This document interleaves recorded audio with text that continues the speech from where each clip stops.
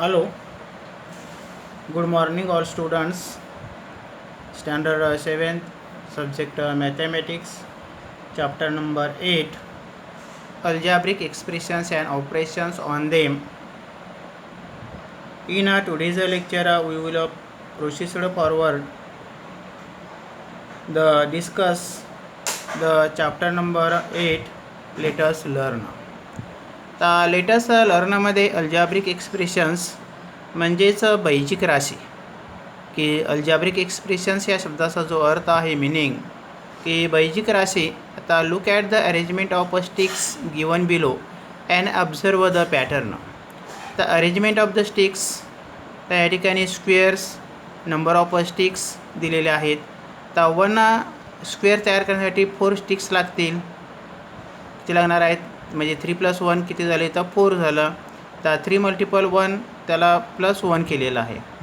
तर 2 स्क्वेअर बनवण्यासाठी किती स्टिक्स लागणार आहे 7. 7ला 6 + 1 केलेलं आहेत आणि 3 × 2 + 1 म्हणजेच 7 येणार आहे. तर 3 स्क्वेअर बनवण्यासाठी किती लागणार आहे स्टिक्स 10 लागणार आहेत. 9 + 1 10 म्हणजे 3 × 3 + 1 अशा पद्धतीने आपल्याला या ठिकाणी दिलेलं आहे. इथं 4 दिलेलं आहे, इथं 10 दिलेलं आहे, इथं n दिलेलं आहे नंबर ऑफ. तर या ठिकाणी and observing the pattern above the we notice that the number of ticks, the 3 multiple number of squares, की number of sticks is equal to 3 multiple number of square plus 1. एक square बनवण्यासाठी आपण केलेलं आहे. आता hence the number of squares changes it is could be any of the numbers 2 3 4 dash dash 10 dash. If we do not know the number of squares, we write a letter in it is a place. Here the number of squares is shown by the letter n.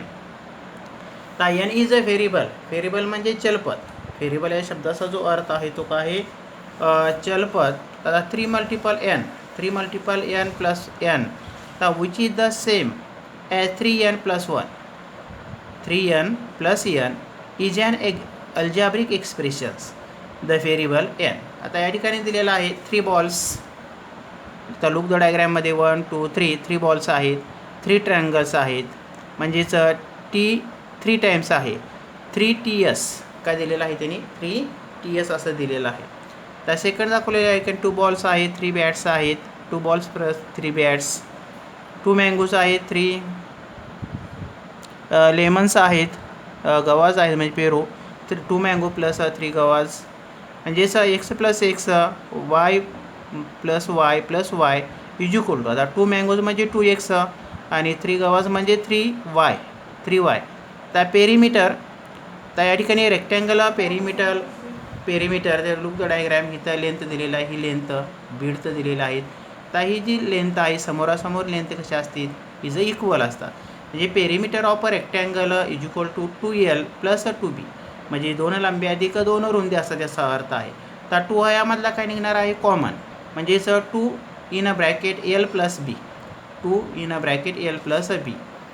तर no I know की 3n + n 3t 2x + 3y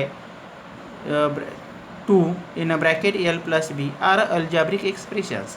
तर n t y l b x are the variables in this expressions. n t y l b x are the variables in this expressions.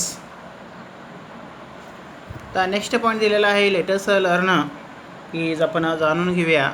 तर in the expressions 3x 3 is the coefficient म्हणजे सहगुणक. तर in the expression 3x 3 is the coefficient of the variable x. Variable x की 3x या राशी 3 हा x या चलाचा का आहे सहगुणक आहे. सहगुणक कोइफिशियंट या शब्दाचा अर्थ जो आहे तो सहगुणक. तर in the expression -15t -15 is the coefficient of the variable t, म्हणजे व्हेरिएबल टीचा -15 हा त्याचा काय आहे सहगुणक आहे, हे तुमच्या लक्षामध्ये येईल. तर in the expressions -15t the -15 is the coefficient of the variable t. The n expressions in which multiplication is the only operations is called a term. तर टर्म म्हणजे काय की ज्या राशीमध्ये गुणाकार ही एकच क्रिया असते त्या राशीला पद असे म्हणतात. टर्म म्हणजे n expressions in which multiplication is the only operation is called a term. त्याला काय म्हणायचं? पद.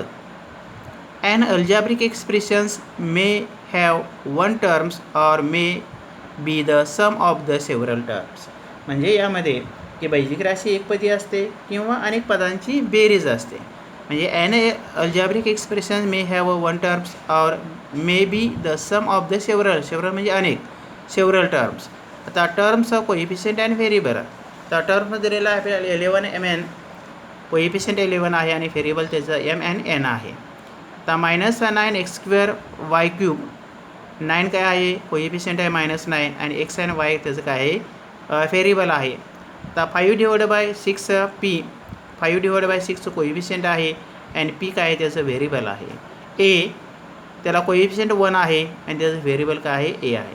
आता in the algebraic expressions 4x² - 2y + 5/6xz 4x² is the first terms and the 4 is the coefficient in it, -2y is the second term with the coefficient 2. आता 5/6xz is the third term and 5/6 is the coefficient in it. तर remember मध्ये की the algebraic expressions 15 - x has 2 terms. The first term is 15 is a number. 15 is a number.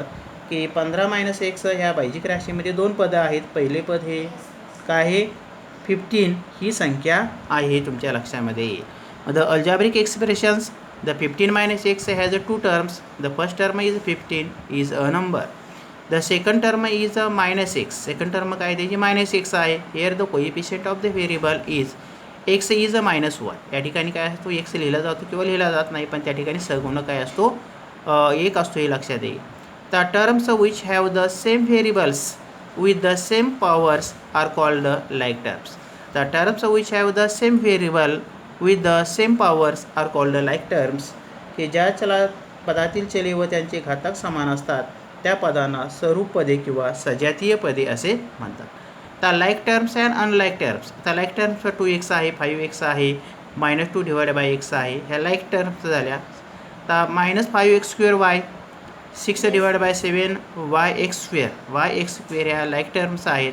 तर unlike टर्म्समध्ये 7xy, 9y², -2xyz. तर 8mn, 8m² n², 8m³ n ह्या दिलेल्या कशा आहेत? टर्म्स आहेत, अनलाईक टर्म्स आहेत. तर नेक्स्ट पॉईंट दिलेला आहे types of algebraic expressions.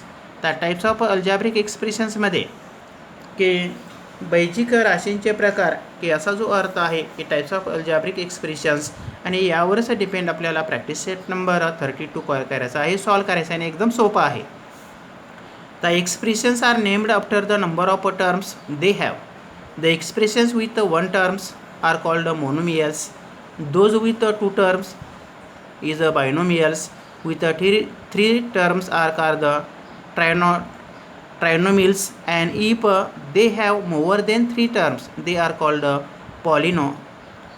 polynomials. तर त्यालाच काय बोलायचं? पॉलिनॉमियल्स. की याचाच अर्थ असा आहे. आता मोनोमियल्स म्हणजे एकपदी, बायनोमियल्स म्हणजे द्विपदी, ट्रायनोमियल्स म्हणजे त्रिपदी आणि पॉलिनॉमियल्स म्हणजे बहुपदी आपण त्याला बोलतो. पॉलिनॉमियल्स म्हणजे बहुपदी, ट्रायनॉमियल्स म्हणजे त्रिपदी, बायनॉमियल्स म्हणजे द्विपदी आणि मोनोमियल्स म्हणजे एकपदी, असं त्या शब्दांचे अर्थ आहेत. तर मोनोमियल्समध्ये कोणते येणार आहेत? 4x, 5/6m किंवा -7. हे काय? हे जी एक्झाम्पल आहे ते एक्झाम्पल कसे आहेत? मोनोमियल्समध्ये येणार आहे की 4x, 5/6m -7. तर बायनॉमियल्समध्ये काय येणार आहे? 2x - 3y, 2l + 2b, 3mn - 5m²n. तर या ठिकाणी काय आहेत? 2 पदं आहेत म्हणून त्याला बायनॉमियल्स म्हणतात. तर ट्रायनॉमियल्समध्ये a + b + c या ठिकाणी 3 पदांचा विचार केलेला आहे. x² - 5x + 6, 8x³ - 5a²b + c. हे काय झालं? ट्रायनॉमियल्स झालं. आणि पॉलिनॉमियल्समध्ये की a³ - 3a²b + 3ab - b².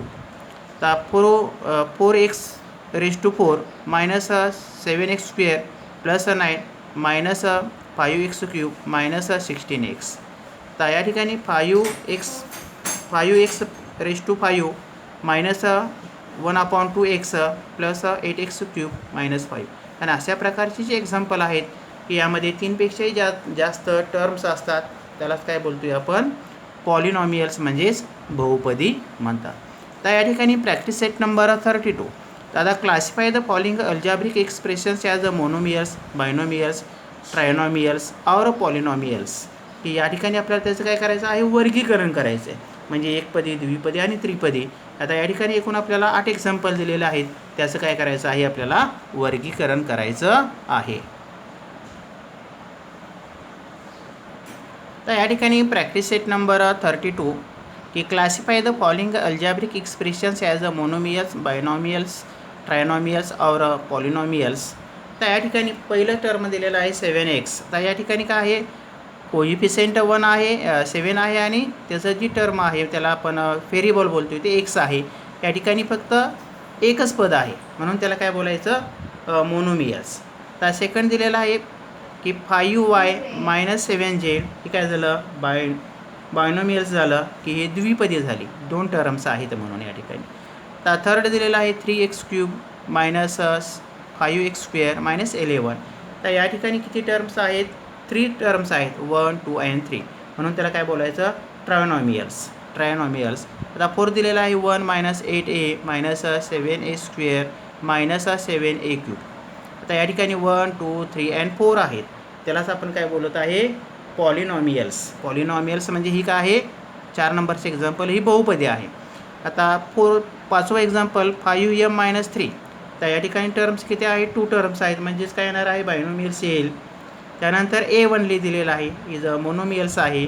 त्यानंतर फक्त 4 दिलेला आहे, मोनोमियल्स आहे. अँड लास्ट एक्झाम्पल आहे 3y² मायनस 7y प्लस 5. या ठिकाणी 1, 2 आणि 3 टर्म्स आहेत, म्हणजेच काय येणार आहे, ट्रायनॉमियल्स येणार आहे. अशा पद्धतीने तुम्हाला क्लासिफिकेशन करता येईल. तरी सर्व विद्यार्थ्यांनी प्रॅक्टिस सेट नंबर 32 सॉल्व करून काय करायचं आहे, ग्रुपवर पाठवायचं आहे. थँक्यू.